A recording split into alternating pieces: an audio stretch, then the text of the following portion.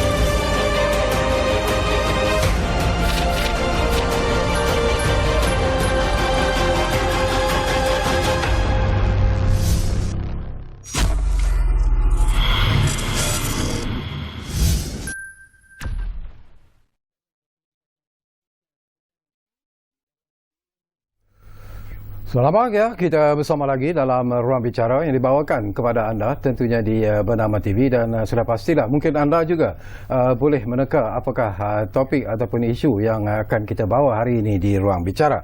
Baiklah, topik yang kita pilih hari ini di Ruang Bicara ialah rancangan fizikal zon persiaran pantai negara kedua. Dan kita ada tetamu yang cukup istimewa bersama saya di studio Ruang Bicara ini. Jadi kita ingin mengucapkan selamat datang buat pertama kalinya kepada tetamu kita, iaitu yang berbahagia Town Planner Mat Nazri Abdullah yang merupakan timbalan Ketua Pengarah Perancangan Plan Malaysia. Jadi Tuan, apa khabar? Apa khabar baik. Pertama kali ya? Ya, pertama kali. Ini pertama kali saya menjejakkan kaki di Bernama lah. Okey, menarik. Kami juga mengucapkan terima kasih atas kesudian Tuan bersama kami di Ruang Bicara ini. Dan tadi pun kita melihat pengenalan visual yang cukup menarik. Dan bila kita bercakap tentang persiaran pantai, saya pun dengar bahawa kalau tindakan-tindakan positif pesisiran pantai, kalau kita tidak mengambil tindakan-tindakan yang sewajarnya, mungkin ianya akan memberikan satu akibat yang mungkin tidak menyenangkan semua pihak. Baiklah, sesuatu yang menarik, saya dipahamkan bahawa KPKT melalui Plan Malaysia telah pun menganjurkan apa yang disebut sebagai satu majlis pelancaran RPP2. Jadi mungkin boleh kita kongsikan bersama dengan Tuan berkaitan dengan majlis pelancaran RPP2 ini, Tuan. Silakan. Okay. Assalamualaikum warahmatullahi wabarakatuh dan selamat malam dan juga selamat sejahtera. Kalau boleh saya pergi kepada latar belakang sebelum ni. Silakan. Kita bermula dalam kita Majlis Perancangan Fizikal Negara yang dipengerusikan oleh Yang Amat Berhormat Perdana Menteri Malaysia pada 21 Oktober 2021 telah meluluskan rancangan fizikal zon pesisiran pantai negara. Yang kedua, pada mesyuarat tersebut, mesyuarat telah bersetujulah supaya kita membuat rundingan dengan negeri-negeri supaya pelan yang kita sediakan, dokumen yang kita sediakan ini dapat mendapat rundingan dengan pihak-pihak negeri 11 negeri sebagai ahli-ahli dalam MPFN. Dan kita telah membuat rundingan daripada Oktober tahun lepas hingga awal tahun ini. Jadi pada 14 Jun 2022 ni, jadi kita telah membuat rundingan dan kita telah melancarkan dokumen ni. Setelah kita mendapat rundingan dan semuanya, jadi kita telah melancarkan dokumen RPP 2 ni lah. Ini laporan yang ada di depan kita ni lah. Yang telah dilancarkan oleh Yang Berhormat Datuk Seri Rizal Merican dan Merican, Menteri Perumahan dan Kerajaan Tempatan. Sebab satu majlis ini adalah kita kata satu perkara yang penting, kerana dengan pelancaran ini maknanya kita secara rasminya telah menerima dokumen ini sebagai kita kata untuk dilaksanakan, diguna pakai di Malaysia, sebenarnya Malaysia lah secara khususnya. Kerana kalau kita lihat dalam keadaan kita sekarang ni, isu-isu yang telah kita kenal pasti di peringkat negara perlu ditangani bersama. Jadi itu yang saya kata tadi, kita ada rundingan yang hebatlah, yang kita kata yang banyak yang kita buat dengan pihak-pihak negeri dan pihak-pihak berkepentingan.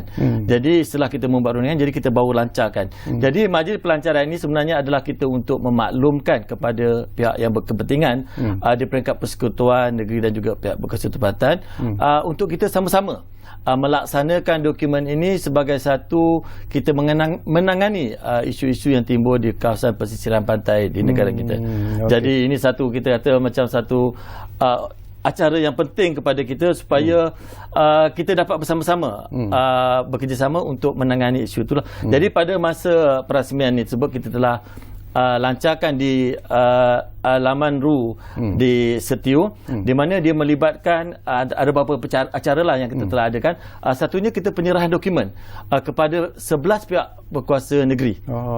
Yang tadi kita berunding dan setelah kita lancarkan, kita beri juga dokumen ni untuk kita selaraskan pelaksanaannya di peringkat kerajaan negeri, dan kita telah menerima baiklah kehadiran daripada wakil-wakil negeri, dan juga kita juga telah menyerahkan dokumen ini kepada beberapa, kita kata 4 stakeholder yang utama. Antara pertamanya adalah Kementerian Alam Sekitar dan Air KASA, keduanya Kementerian Tenaga dan Sumber Asli KETSA, ketiga Agensi Pengurusan Bencana NADMA, dan akhir sekali Jabatan Pengairan dan Saliran dan juga Perbadanan Lebat. Jadi agensi-agensi ini kita kata adalah pemain-pemain utama lah dalam kita melaksanakan dokumen kita, selain daripada pihak berkuasa tempatan yang juga penting dalam melaksanakan dokumen ini. Jadi saya rasa kita telah cuba sebaik mungkin untuk kita melaksanakan dokumen ini daripada peringkat negara, negeri dan juga pihak berkuasa tempatan. Okey, saya nak tanya satu persoalan. Tadi pun ada Tuan Nazri sebut sebentar selalulah reaksi dan juga respon daripada kerajaan negeri. Apakah mereka memberi sambutan yang cukup positif, meyakinkan untuk sama-sama menjaga pesisiran pantai di negara kita? Ya, ini memang semestinya. Memang kita alhamdulillah lah, semasa kita menyediakan dokumen ni, memang kami rasa memang banyak kita buat, kita kata perundingan, kita buat kerjasama, kolaborasi dengan pihak berkuasa negeri dan juga pihak berkuasa tempatan selain daripada pihak persekutuan tadi. Memang kita memang dapat respon yang baik. Ini sebab kita rasa pantai kita ni, kita tak boleh tengok kita dalam keadaan yang sendiri-sendiri. Kita kena lihat secara menyeluruh di semenanjung Malaysia. Yang itu yang kita rasa kalau kita jaga pantai negeri ni, jaga negeri pantai, tapi sebelah ni pun kita kena tengok juga. Memang pantai ni adalah kita kena jaga bersama. Jadi kita mendapat kerjasama yang amat baiklah kepada pihak kuasa negeri, dan inilah peranan kita. Akhirnya ini cabaran kita lah, bagaimana kita nak melaksanakan supaya kita dapat melaksanakan dokumen ini dengan sebaik mungkin. Saya juga sebenarnya Nazri tertarik hati dengan tema yang dipilih sempena dengan majlis pelancaran RFP kedua, iaitu komuniti dan pantai kita pelihara, nikmati bersama. Apa sebenarnya tema di sebalik tema yang dipilih ini? Kalau kita lihat ini pada kajian yang kita telah temui, hampir 24% penduduk di semenanjung Malaysia dan juga Labuan tinggal di tepi pesisiran pantai. Jadi kalau kita lihat tema kita ni adalah komuniti dan pantai kita pelihara dan nikmati bersama, memang berdepatan sebenarnya. Sebab kalau kita lihat dalam konteks ni sebenarnya, bila kita kata kita ada 24% penduduk yang tinggal di pantai, jadi kita memerlukan dua perkara. Satu, kita kena menjaga dari segi risiko-risiko dan juga kita rasa macam daya tahan, daya huni penduduk-penduduk yang 24% inilah. Dan yang kedua juga, untuk kita menjaga pantai ini, kita memerlukan komitmen daripada komuniti itu sendiri. Memang kita maknanya kita kalau komitmen tu maknanya kita perlukan kerjasama daripada penduduk. Kalau dulu kebanyakan tindakan kita lebih kepada kita menggunakan agensi jabatan kerajaan dan juga agensi kerajaan untuk melaksanakan. Tetapi sekarang kalau pada pelancaran itu tersebut, kita telah mendapat komitmen, kita juga telah menyerahkan watikah pelantikan kepada 5 rakan strategik kita. Contohnya Universiti Malaysia Terengganu, WWF Malaysia, Reef Check Malaysia, Wetland School of Setiu dan juga Persatuan Sahabat Setiu. Mana kita ada serahkan dokumen ini sebab kita memerlukan komitmen, maknanya kesedaran dan juga tindak balas daripada komuniti ini, bagaimana kita untuk menjaga kawasan-kawasan tersebut. Sebab ini adalah dua hala lah sebenarnya. Kita melihat dalam kita melaksana, kalau kita ada masa nanti kita tengok nanti dokumen kita ni selain daripada kita melihat kepada peranan-peranan agensi-agensi kerajaan, tapi ada juga peranan-peranan yang kita kaitkan dengan komuniti ataupun penduduk setempat. Kerana ini kita rasakan penduduk setempat tu mainkan peranan-peranan sebab selain daripada menjaga keselamatan daya huni mereka, tapi komitmen juga adalah penting. Bila tuan sebut tentang komitmen, ini pun sesuatu yang cukup penting sebenarnya tuan. Yalah, daripada kajian, daripada pemerhatian yang dilakukan oleh pihak tuan dan rakan-rakan sendiri bersama dengan Plan Malaysia itu sendiri, selalunya lah tuan, apa yang mengakibatkan berlakunya penjagaan pesisiran pantai yang ialah tidak dijaga sewajarnya dan sebagainya. Selalunya apa masalah bila kita bercakap tentang kebersihan dan penjagaan pesisiran pantai itu? Okey, dia sebenarnya dia dah ada satu skop yang sangat besar lah yang boleh kita bincangkan. Walaupun dalam perbincangan kita pada malam ni, saya lebih suka melihat kepada keadaan di mana kesedaran awam tu. Dari segi menjaga, dia ada dua perkara juga. Sebenarnya satu, kita menjaga persekitaran, dan yang kedua dia adalah untuk membuat tindak balas terhadap persekitaran yang dia ada. Sebagai contohnya, kalau kita lihat dalam banyak perbincangan kita ni, berlaku kita kata macam pandangan-pandangan awam, penduduk-penduduk terhadap kawasan pembangunan di kawasan pesisir pantai. Jadi kita memang perlu perkara tersebut.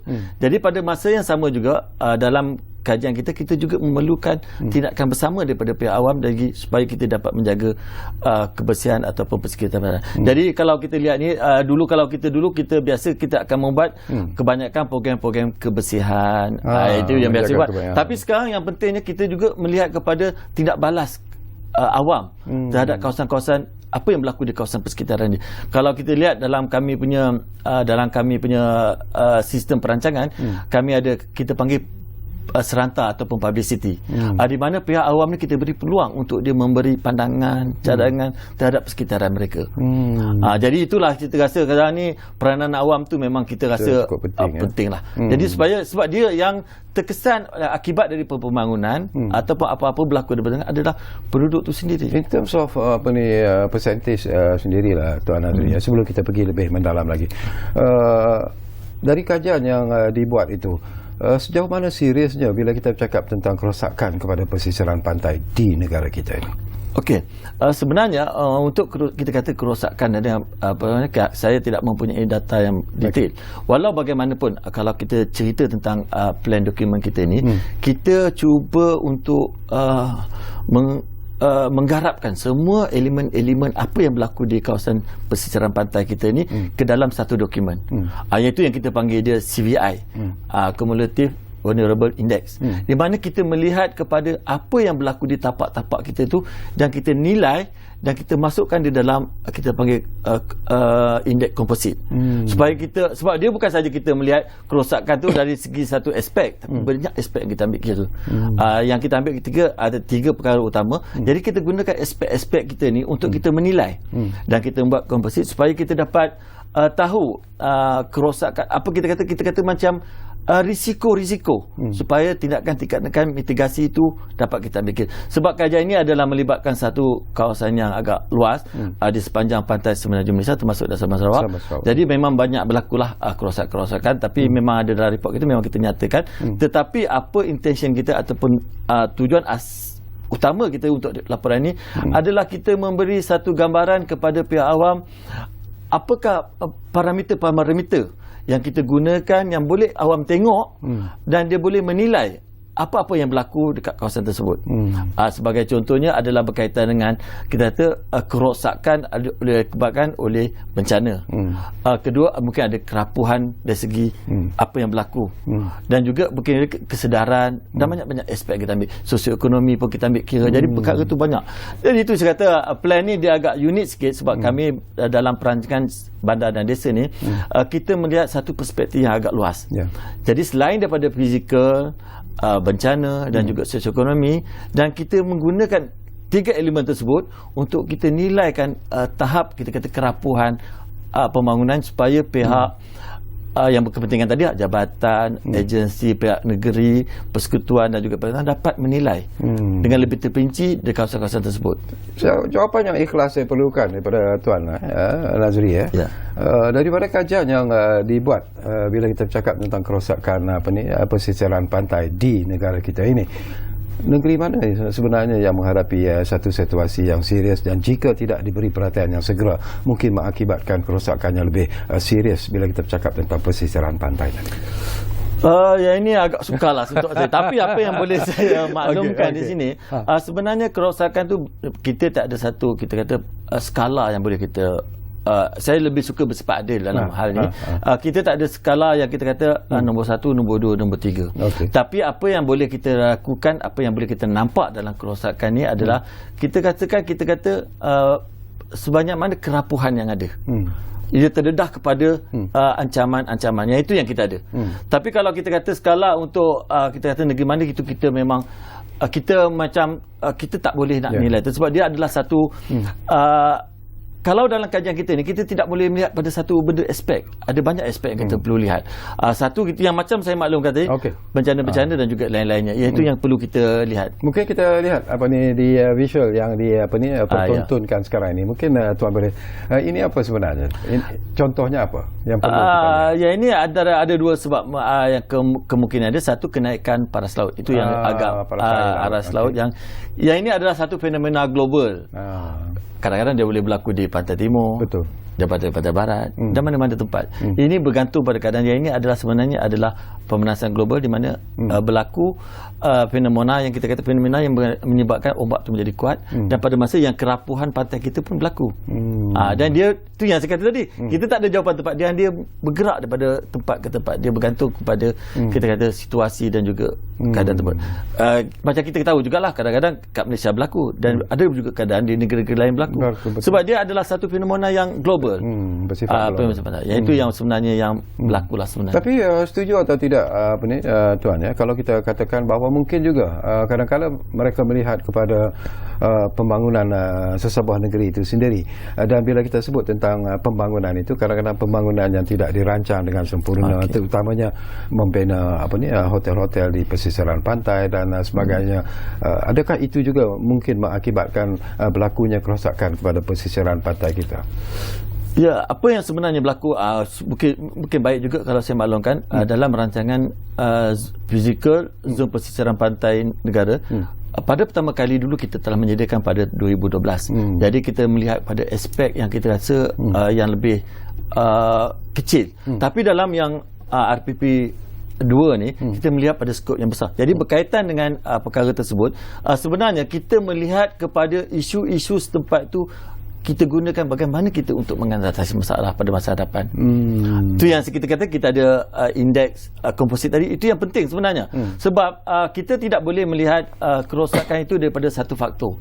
Dia ada beberapa faktor yang kita kata yang perlu kita ambil kira, yang boleh kita tengok daripada masa ke semasa. Ya, itu sebenarnya saya bersetuju juga dengan pandangan bahawa pembangunan-pembangunan yang berlaku di pesisir pantai ini menyebabkan berlaku kerosakan. Jadi dalam hal ini sebenarnya inilah gunanya kepentingannya laporan kami ini. Nanti mungkin kalau saya ada masa, nanti saya akan terangkan bagaimana kita melaksanakan dasar ni daripada peringkat persekutuan, negeri dan pihak berkuasa tempatan yang meluluskan pembangunan-pembangunan di pesisir pantai. Itu sebenarnya isu yang boleh kita lihat. Itu sebenarnya. Kita akan sentuh sebentar lagi. Tapi tak apa. Kita akan berehat dulu buat seketika, dan kepada anda, jangan ke mana-mana. Kembali semula sebentar saja lagi bersama kami di Ruang Bicara yang kami bawakan kepada anda. Mana lagi kalau bukan Bernama TV. Kita jumpa lagi selepas ini.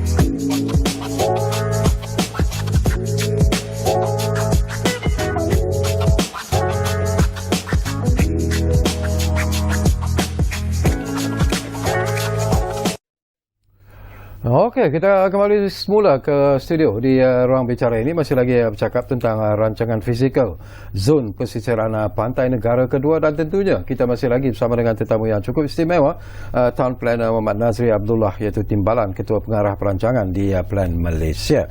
Baik, mungkin saya kagum tadi melihat kecantikan pantai-pantai di negara kita. Sayang sekali kalau ia tidak dijaga dengan begitu baik. Kita pergi kepada fungsi dokumen rancangan fizikal zon pesisiran pantai negara kedua ataupun RFZ-PPN 2 ini. Mungkin Tuan Nazri boleh jelaskan. Ya.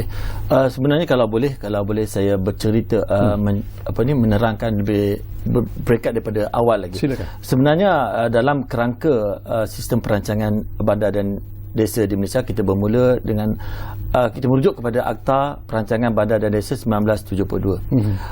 1976 Akta 172. Jadi dalam Akta 172 ni, satu perkara yang penting adalah kita ada satu sistem rancangan pemajuan. Kalau kita lihat dalam sistem rancangan pemajuan, di peringkat persekutuan kita ada rancangan fizikal negara, RFN lah, kita panggil RFN, dan sekarang ni telah mencapai RFN keempat lah, yang disediakan 5 tahun sekali kita akan review dan kita akan sediakan. Jadi dalam RFN ni, dia adalah menyediakan satu kerangka perancangan bandar dan desa di peringkat negara. Jadi sistem ini dia telah mengenal pasti salah satu aspek-aspek penting, sebab bila kita menyediakan dokumen di peringkat negara, dia adalah satu, kita kata, yang agak makro. Dia telah mengenal pasti salah satu dia adalah isu-isu berkaitan dengan pesisiran pantai. Jadi dalam hal ni, kita pihak Plan Malaysia telah menyediakan satu plan kita panggil yang inilah, kita kata rancangan fizikal zon pesisiran pantai yang kita ada pada hari ini.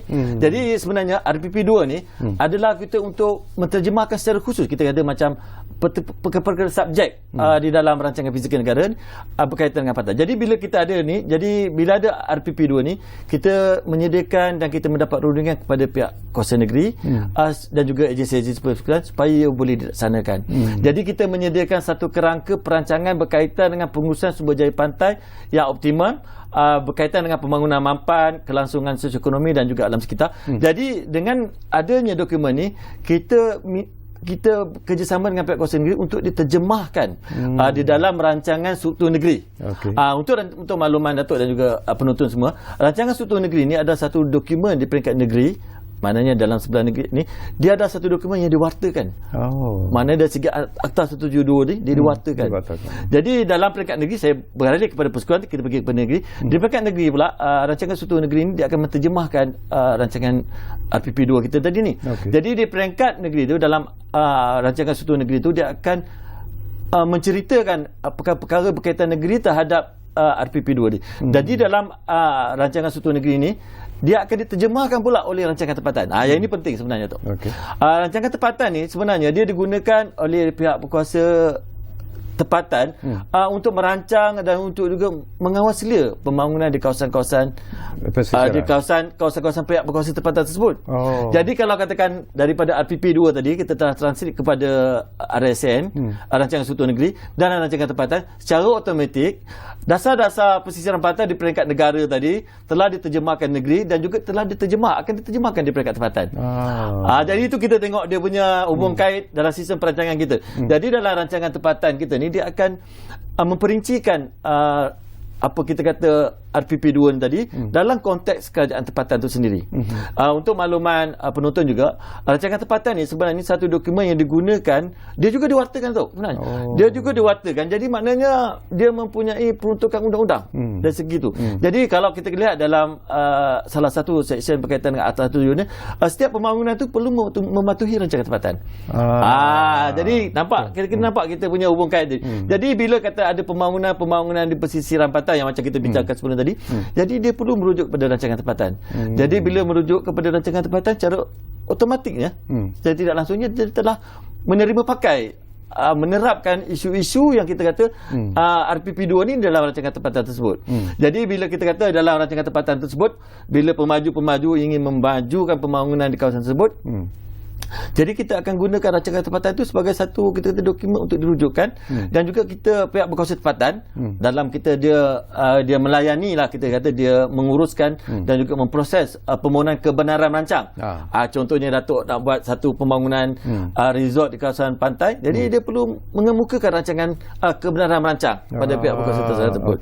Jadi dalam hal ini cara amalannya, jadi selain daripada kita merujuk kepada rancangan tempatan tersebut, jadi agensi tersebut dia akan merujuk kepada plan-plan berkaitan dengan persisiran pantai. Mungkin dia akan minta kajian-kajian hidrolik, kajian hidrologi yang perlu dipilih supaya kita melihat kawasan pembangunan tersebut secara spesifik.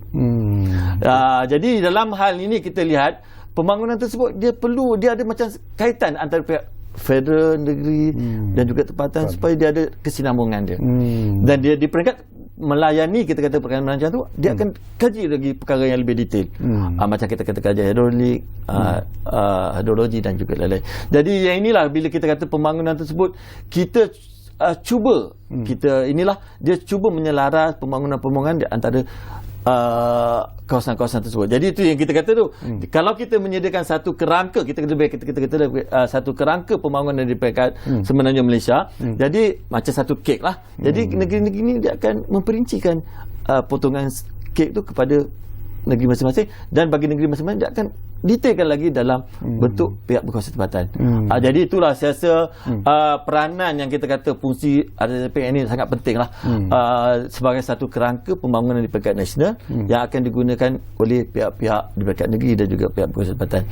Itulah dia punya cara menarik yang boleh saya Okey, berlandaskan daripada apa yang Tuan Nazri sebutlah, ialah tanggungjawab yang diberikan bukan saja kepada kerajaan negeri tetapi juga kepada pihak berkuasa tempatan dan sebagainya. Akhirnya sekiranya saya ingin membina resort di pesisiran pantai, kelulusan itu harus datang daripada mana? Apakah kerajaan negeri ataupun hanya di peringkat pihak berkuasa tempatan? Ya, sebenarnya kalau pembangunan ini dalam Akta 172 dan juga yang berkaitannya adalah di bawah pihak berkuasa tempatan.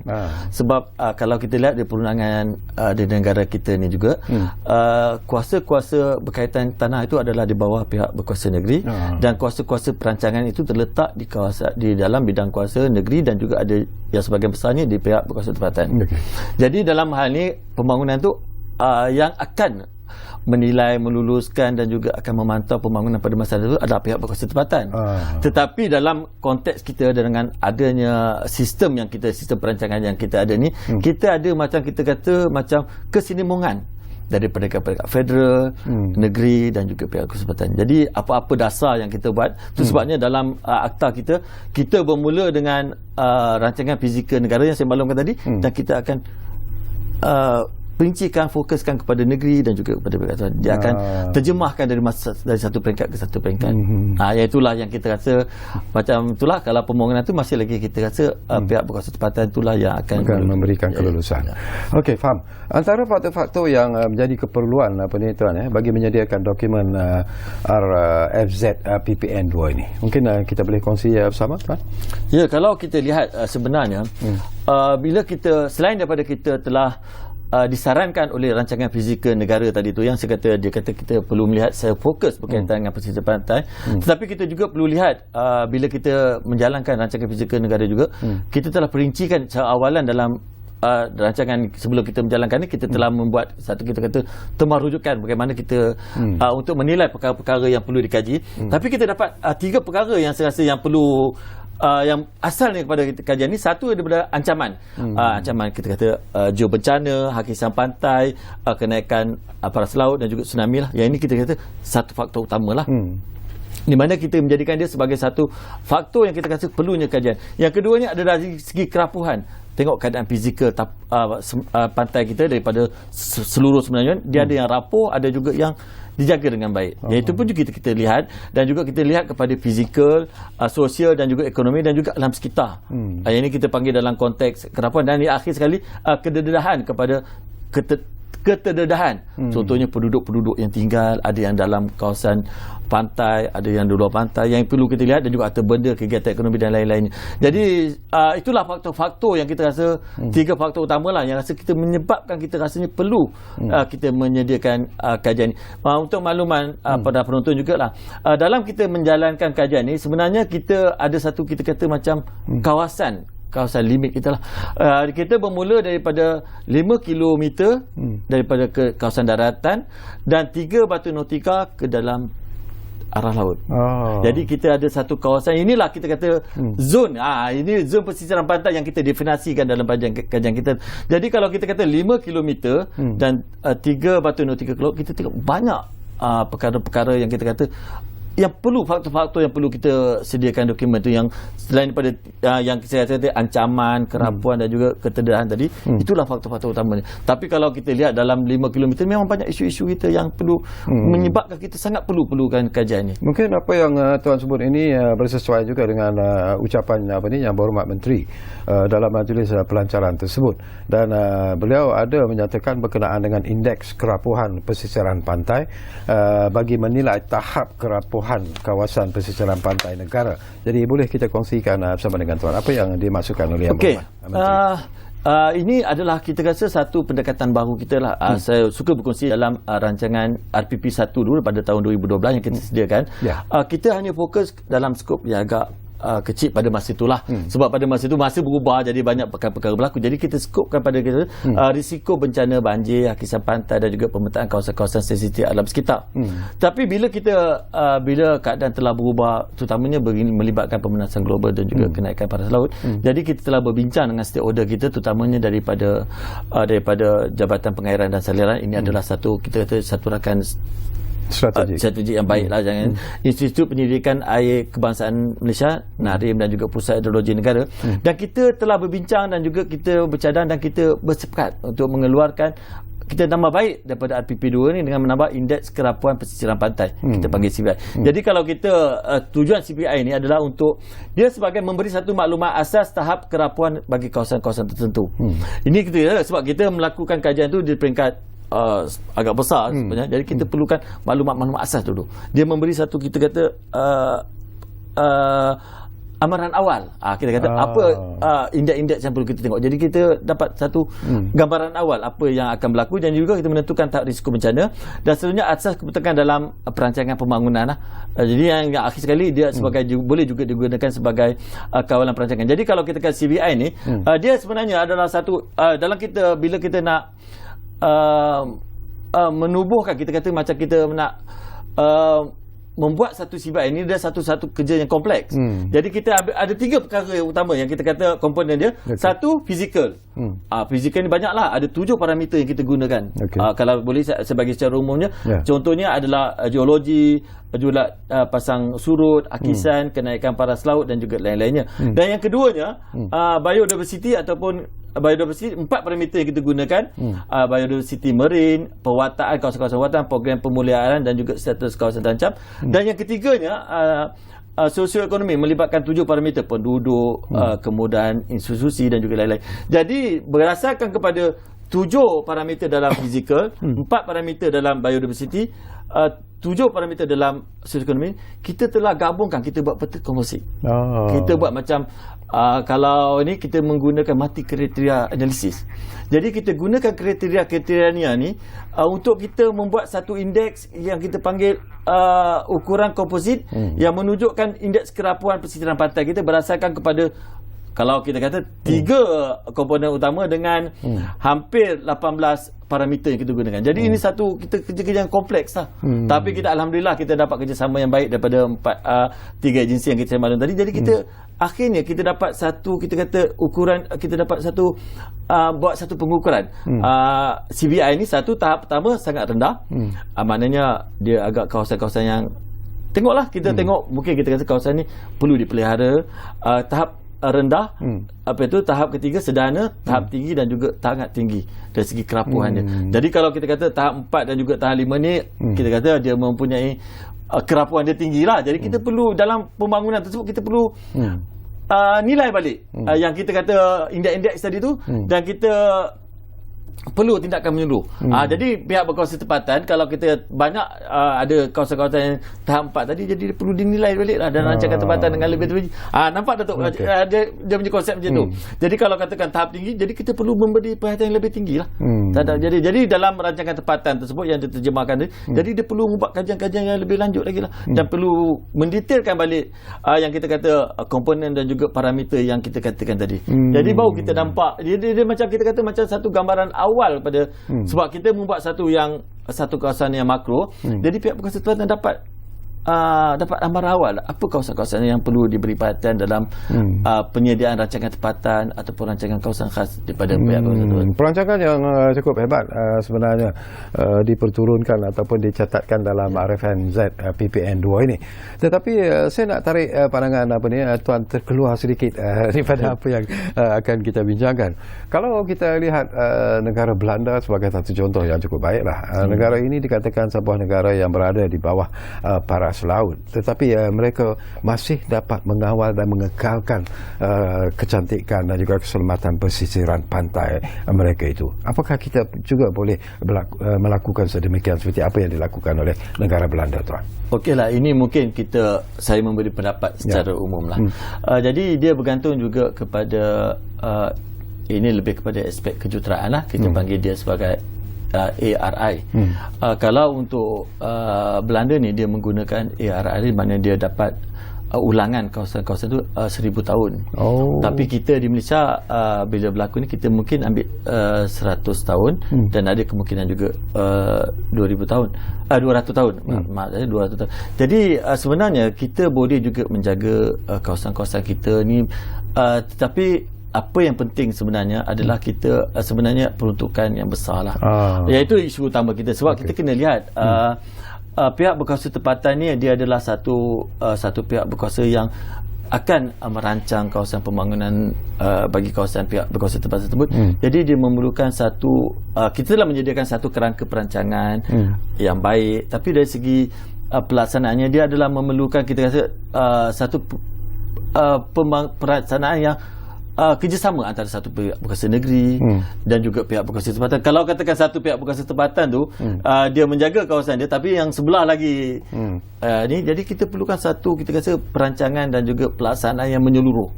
Jadi mungkin negara Belanda ni mungkin dia perancangan dia mungkin dia ada datang daripada perancangan dari segi isu-isu persisiran tu datang daripada peringkat federal, dan peruntukan tu datang daripada Kadar Persekutuan dan peruntukan yang besar.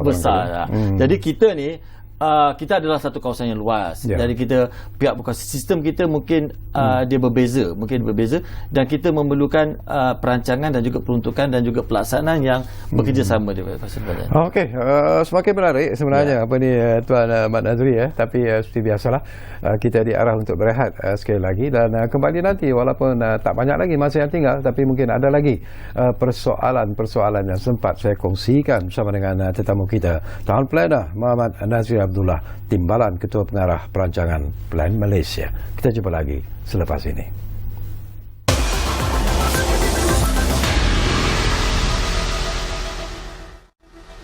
Pertama sekali, pendapatan saya kecil. Gaji tak tetap dan tak ada payslip lah.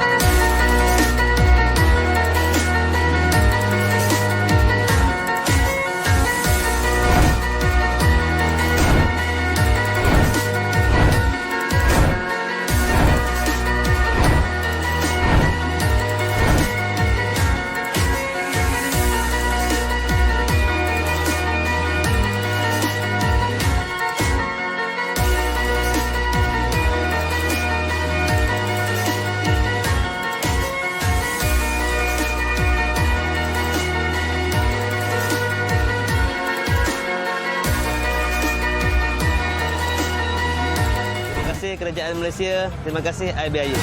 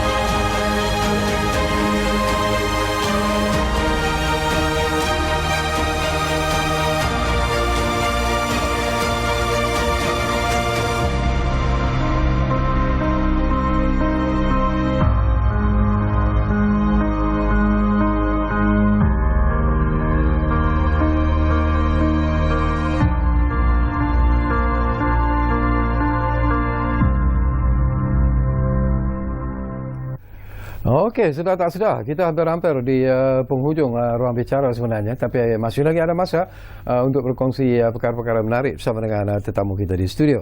Saya tertarik hati sebenarnya Mat Nazri anda menekankan tentang kerjasama yang wujud di kalangan semua ialah pihak yang terlibat, baik di peringkat negeri, di peringkat nasional, di peringkat kerajaan tempatan sendiri. Tetapi ada juga yang memberi pendapat yang mengatakan sebelum ini bila kita cakap tentang plan Malaysia ini, ianya dikatakan seolah-olah bergerak secara silo. Betul ke tuan? Sebenarnya itu mungkin tanggapan saja. Sebenarnya dalam sistem perancangan kita ni, kita mempunyai jawatan kuasa yang telah termaktub dalam akta kita. Saya bagi contoh di peringkat negara. Kita ada Majlis Perancangan Fizikal Negara. Yang ini melibatkan keahlian dia semua negeri, sebelah negeri, kerana pada negeri-negeri, dan juga melibatkan juga kementerian-kementerian yang kita kenal pasti. Jadi kalau kita lihat daripada struktur organisasi kita di peringkat Majlis Perancangan Fizikal Negara ni, jadi kita telah melibatkan banyak kementerian, negeri-negeri dalam sistem perancangan kita. Dan pada masa yang sama juga rancangan-rancangan pemajuan sepertinya rancangan fizikal zon pesisir pantai negara, rancangan fizikal negara, kita akan bentangkan dalam Majlis Perancangan Fizikal Negara untuk kelulusan.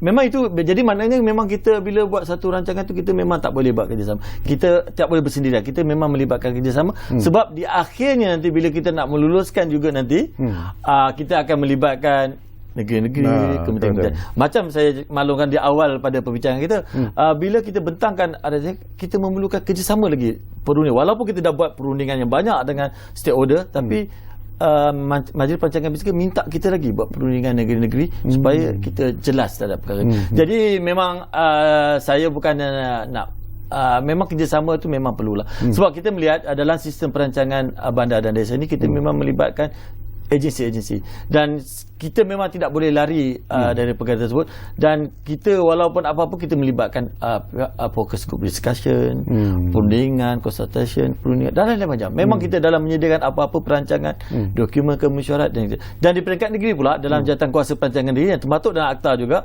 kita melibatkan juga jabatan-jabatan, agensi-agensi pihak berkuasa tempatan dalam jawatan kuasa tersebut. Jadi memang kita kata memang tidak saya bukan tidak silo lah. Bukan silo. Memang kita bekerja kerjasama. Memang dalam hal, sebab kita kena ingat perancangan kita dalam melempasi sepadan. Dia ada pihak berkuasa tempatan, ada negeri, dan kita sebenarnya kita menyediakan satu kerangka. Dan kerangka ini perlu diterjemahkan di peringkat negeri dan di peringkat pihak berkuasa tempatan. Dan bila kita menyediakan kerangka itu, kita memerlukan kerjasama daripada agensi-agensi persekutuan dan juga agensi negeri dan juga agensi persekutuan. Memang itulah kerja kami lah. Kalau kami di pejabat itu memang bila kita membuat satu dokumen perancangan, kita akan melibatkan ramai stakeholder. Memang ramai. Kadang-kadang penuh dewan tu penuh, kita memang kita menyediakan penglibatan menteri yang baru mengambil alih kementerian yang tersebut. Ini juga sesuatu yang menarik sebenarnya. Apakah reaksi daripada dan juga sokongan dan juga support daripada menteri berkenaan? Apakah tuan merasa cukup menggembirakan, meyakinkan? Memang kita sebenarnya menteri kita memberi perhatian terhadap yang berhormat menteri memberi perhatian terhadap isu-isu perancangan. Sebab isu-isu perancangan ini adalah sebenarnya dia untuk kita merancang negara, negeri dan juga pihak berkuasa tempatan. Jadi pelibatan negeri itu sangat pihak menteri sangat penting. Sebab dalam jawatan kuasa kita kata Majlis Perancangan Fizikal Negara itu, menteri dia akan memberi juga nasihat kepada Perdana Menteri berkata. Jadi kita rasa bersyukurlah kita mendapat yang berhormat menteri yang memahami isu-isu perancangan dan sanggup turun padang bersama-sama kita dalam melaksanakan, dalam kita menyediakan dokumen perancangan yang kita sediakan. Okey, kita hampir-hampir di penghujung. Barangkali kita kembali semula kepada kandungan dan juga bagaimana RFNZ PPN2 ini boleh dilaksanakan di peringkat tempatan. Jadi mungkin tuan mengambil kesempatan ini untuk memberikan penjelasan yang sejelas-jelas. Jadi silakan tuan. Jadi saya mewakili bagi pihak pengurusan tertinggi Plan Malaysia Malaysia sangat berharaplah dokumen ini kita menjadikan rujukan bersama. Sebab kita telah menyediakan dokumen ini secara bersama dan inilah masa kita untuk melaksanakan dia secara bersama. Jadi kalau kita lihat satu pembangunan yang lestari, sensitif terhadap rupa bumi, zon pesisiran pantai dan risiko-risiko yang kena pasti perlu kita tangani bersama. Sebab kita kata macam saya maklumkan tadilah, pantai ni bukannya kita boleh duduk seorang-seorang, kita mesti melibatkan pihak berkuasa tempatan yang lain, negeri yang lain, malah di peringkat global kita pun kena juga berunding dengan negara-negara. Jadi besarlah harapan kita supaya dokumen ni kita akan laksanakan bersama, terutamanya di pihak negeri, dan kita telah serahkan dan juga kepada pihak berkuasa tempatan supaya kita dapat sama-sama untuk memelihara dan juga kita melaksanakan perancangan pembangunan yang lestari bagi pesisiran pantai kita tersebut. Jadi saya suka juga Datuk, sebenarnya dalam majlis perancaran dokumen kita ni, yang Berhormat Menteri juga telah maklumkan, dia juga telah maklumkan supaya dia memberi cabaran lah, kita memberi kita macam cabaran kita supaya kita dapat berkongsi juga dengan negara-negara ASEAN dan juga sebab perkara ni adalah kita sebenarnya CVI yang kita maklumkan ini adalah yang pertama yang kita sediakan. Kita antara negara yang pertamalah menyediakan rancangan zon pesisiran pantai negara, dan mungkin kita boleh berkongsi dengan negara-negara lain terhadap ni. Sebab saya tiba-tiba terlintas di pemikiran saya, Tuan, bila kita bercakap tentang pantai dan keselamatan, saya teringat pada program yang ingin dilancarkan, iaitu penanaman pokok-pokok bakau. Kedudukannya macam mana? Apakah itu juga dipersetujui sebenarnya dalam dokumen? Ya, memang dalam dokumen kita juga ada strategi-strategi kita. Mungkin antara strategi yang boleh kita dapat adalah dalam pembangunan tersebut kita menggalakkan, bagaimana kita menggalakkan masyarakat penanam bakau. Memang itu sebenarnya itu sebab kami kata kita melibatkan agensi yang lain, jadi kita lihat keperluan agensi tersebut dan kita masukkan dalam dokumen ni. Contohnya Jabatan Alam Sekitar, Jabatan Perhutanan, dan kita lihat keperluan dia. Mungkin dalam satu pembangunan tu memerlukan kita, bila ada pembangunan dan kita memerlukan tanaman bakau, dia mungkin untuk menjaga kawasan sekeliling dia. Jadi ini saya kata dokumen ni kita rasa kita memang memerlukan lengkap, kita perlu kongsi bersama dengan agensi, dan kita tak, memang bila kita menyediakan secara bersama dan kita perlu laksanakan bersama. Okey, sebelum kita berpisah dari udara, 2 minit saya bagi masa kepada Tuan untuk menyatakan apa saja kepada penonton-penonton yang bersama kita di ruang bicara ini. Jadi saya sekali lagi bagi pihak Plan Malaysia, kita selain daripada agensi-agensi yang kita maklumkan dan kita juga sebenarnya plan ni kita terbuka, kita boleh dirujuk oleh sesiapa saja, dan kita sangat menggalakkan, dan kalau ada pandangan-pandangan yang untuk kita tambah baik lagi pada masa depan, kita sangat mengalu-alukan. Dan bagi pihak awam yang masa kita maklumkan tadi, pihak awam yang dia mempunyai, dia juga adalah sebagai orang yang duduk dalam kawasan pesisiran pantai dalam 5 km ke darat dan juga 3 batu nitikal, dia perlu juga menggunakan untuk kita merujuk apa-apa perkara-perkara supaya dia lebih sensitif terhadap persekitaran mereka, dan juga apa dasar-dasar yang kerajaan akan laksanakan. Memang kita dapat faham sekarang ni memang dokumen-dokumen ini memang dirujuk. Jadi kami di Plan Malaysia memang terbuka untuk pihak awam dan juga agensi-agensi untuk merujuk, dan kami sedia berkongsi. Malah memang kami pun akan pergi turun padang untuk menerangkan perkara ini kepada seluruh negara. Okey, terima kasih banyak-banyak kepada Encik Muhammad Nazri Abdullah, iaitu Timbalan Ketua Pengarah Perancangan di Plan Malaysia. Saya cukup selesa sebenarnya, Tuan, sembang-sembang bersama dengan Tuan, dan kita harap walaupun ini pertama kali tetapi bukan kali terakhir sebenarnya, dan diharap dari masa ke semasa kita dapat bersama lagi di ruang bicara ini untuk bercakap lebih mendalam lagi tentang isu-isu ini, dan ini merupakan isu yang cukup penting sebenarnya, dan ianya perlu mendapat perhatian dari semua pihak. Terima kasih kepada anda yang menumpukan perhatian bersama kami di ruang bicara ini, dan seperti yang selalu kami janjikan kepada anda, yang selalu kami tepati, ruang bicara akan terus berbicara bersama anda dari masa ke semasa. Kita jumpa lagi.